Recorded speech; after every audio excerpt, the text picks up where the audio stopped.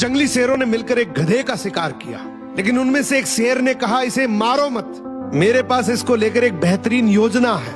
उस योजना के तहत शेरों ने गधे को अपने साथ रखा, उसकी देखभाल करके उसका विश्वास जीत लिया।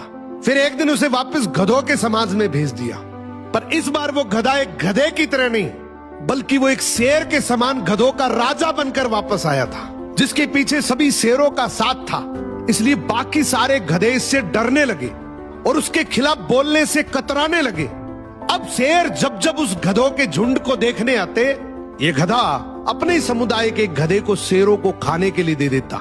ये गधा गधों के बीच तो एक शेर जितना ताकतवर बन गया था, लेकिन शेरों के बीच वो अब भी एक गधा ही था।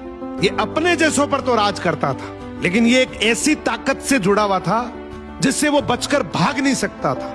इसने हजारों मासूम गधों की कुर्बानी दी, सिर्फ ये सोचकर कि इससे मैं और ज्यादा ताकतवर बन जाऊंगा। एक दिन ऐसा आया कि सभी गधों ने एकजुट होकर उसका विरोध किया और ये ठान लिया कि इस बार शेर जब भी शिकार करने के लिए आएंगे तो हम में से कोई नहीं जाएगा, चाहे उसका परिणाम कुछ भी हो।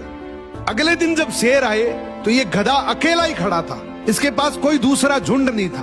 तो गधे ने शेरों से विनम्रता से कहा कि देखो साहब, मेरा खौफ अब खत्म हो गया, मेरी कोई बात नहीं मान रहा अब। तो शेरों ने डिसाइड किया कि चलो अब तू किसी काम का नहीं है तो तू ही साथ चल ले, आज का हमारा भोजन तू ही बनेगा।